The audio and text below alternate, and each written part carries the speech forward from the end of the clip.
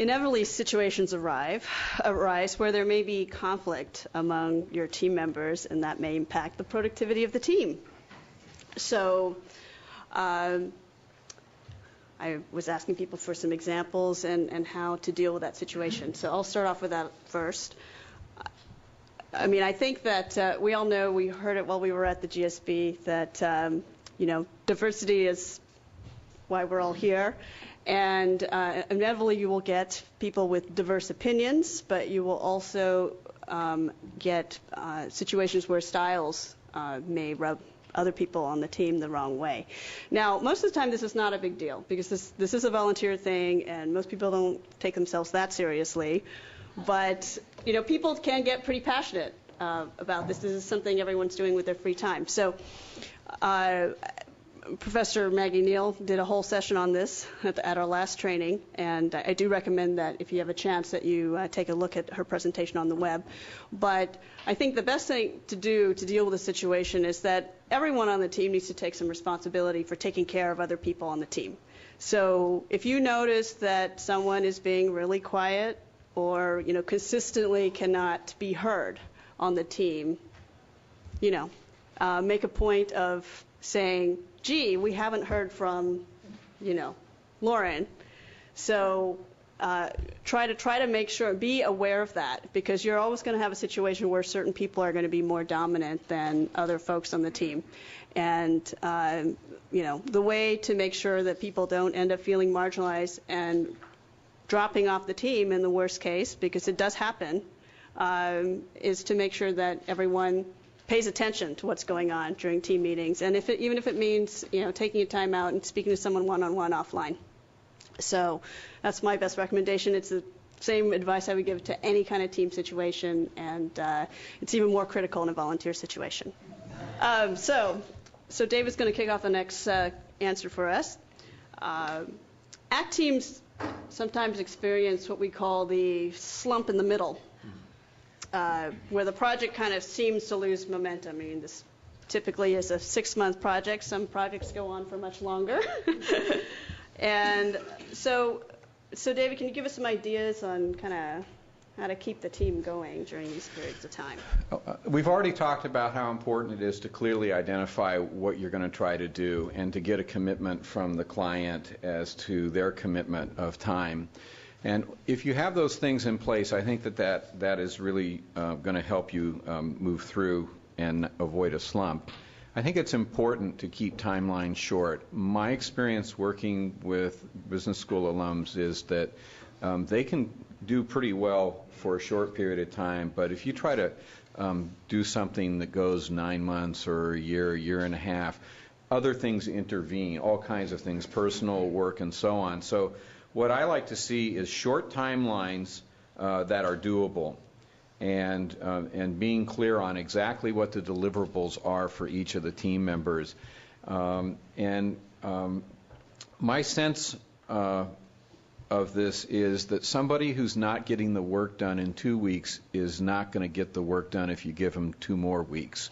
So if you're having somebody who's having problems keeping up with the group, sit down with them one-on-one, find out what's going on, and have a heart-to-heart on whether or not it's viable for them to continue. I also like to see overlapping skill sets on teams, so that if somebody is not able to work at the rate that they thought they could, you have somebody who can pick up things, and that can avoid a slump because you actually don't have the whole dip because of one team member.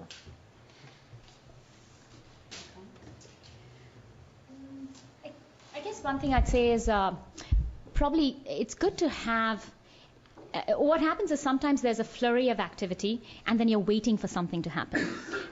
You may be waiting. Oftentimes you end up doing surveys, and it takes some time for people to respond and for you to understand whether they're ready to talk to you or to get responses back as well. I've had 2 projects where that's happened.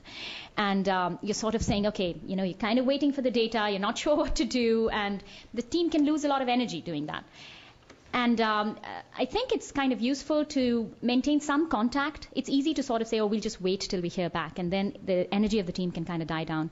To even if it's for a half-an-hour conference call every week, to kind of keep that up and just say, has anyone had any other thoughts? Have we done any secondary research or in any other area that might have some bearing upon this, apart from the surveys or whatever data we're waiting for? So to find some way to use the time usefully still, I think that can help.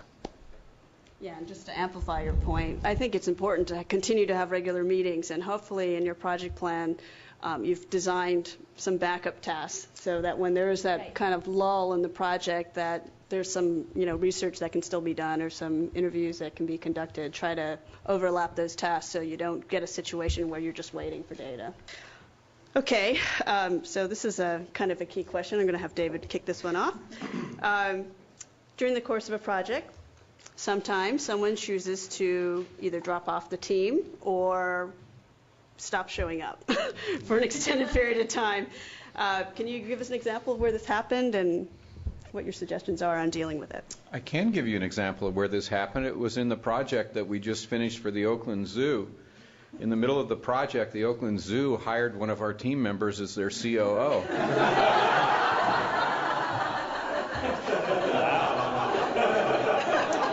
I never saw ACT as a job placement agency, but it worked for Vince.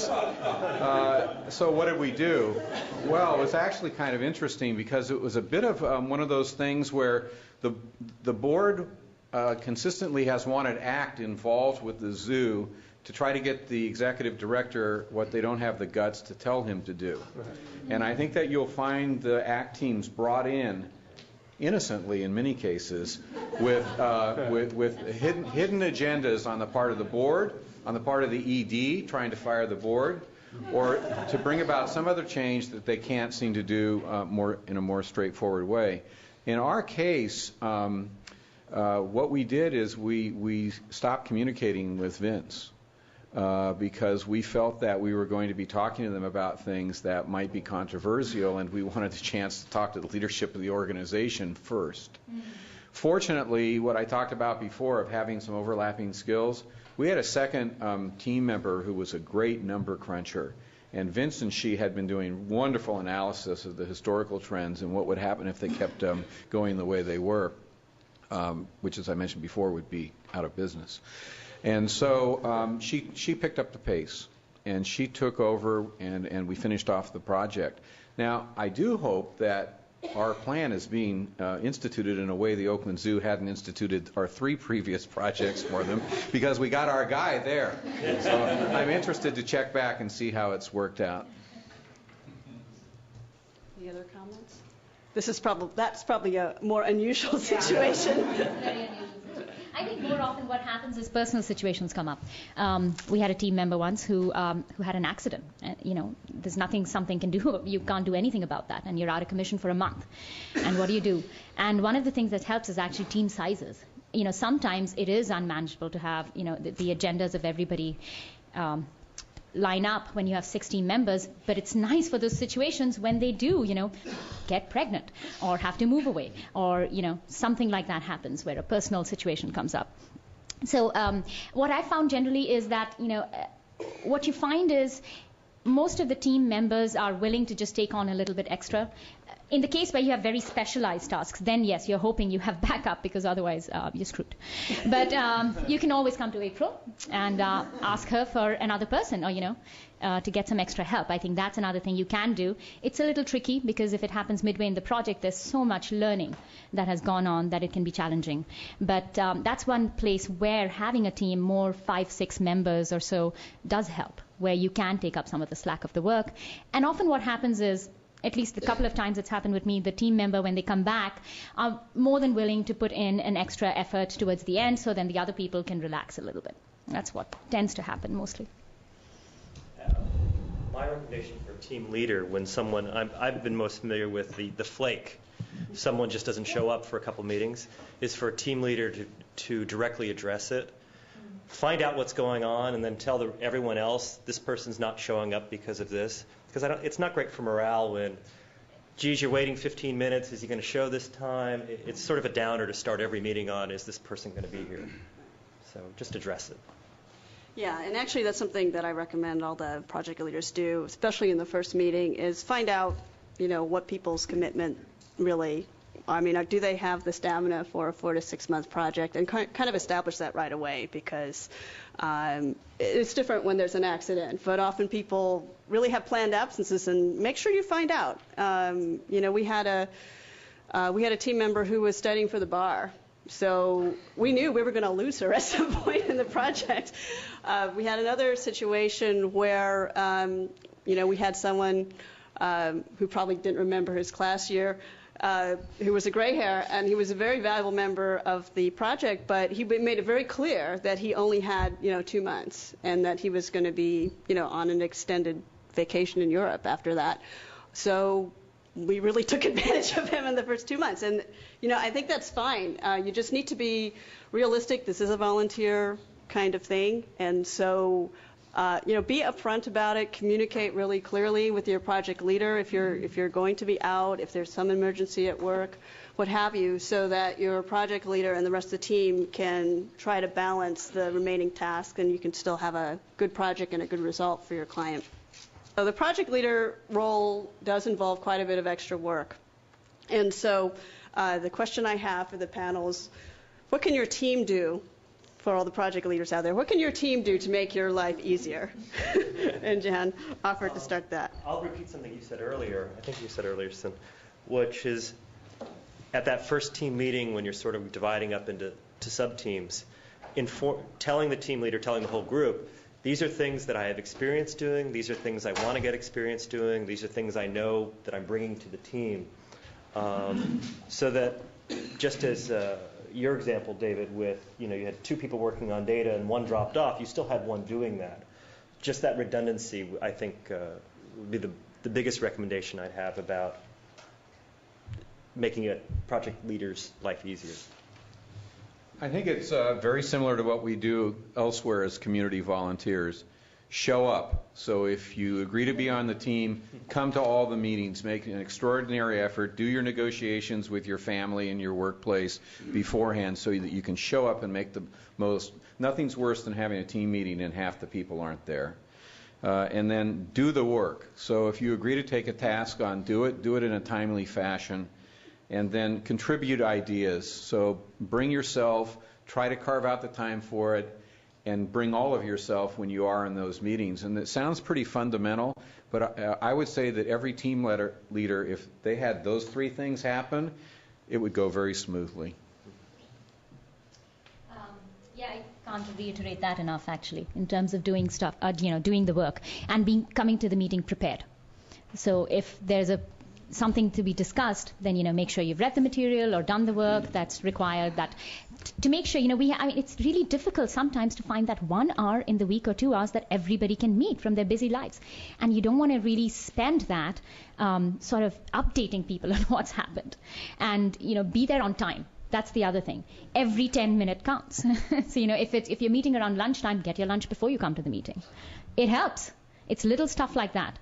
And then the other thing that can help is actually some sense of rotating responsibilities, in terms of if we're taking notes, it's easier for everybody, I think, if that's on some sort of a rotating basis. So one person is not always doing the more kind of routine work of just note taking, setting up meetings, whatever it might be. So sometimes that works and helps as well with the team.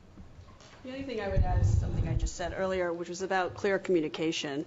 So yes, the best thing for you to do is to show up, do what you committed to do. But if you can't, because life happens, make sure you let your team leader know that you're not going to be doing what you were assigned, and make sure you let your project leader know as soon as possible, so that your project leader has an opportunity to reassign the task and to try to deal with that. The recommendation I would have to project leaders, of course, is to build in redundancy, build some slack in, so that there is that capacity to take over if somebody has some, emergency business meeting, they have to fly off somewhere and just will not be able to come through on something. But clear communication is really, really important. Don't leave it till the next meeting to say, oh, gee, I didn't do it.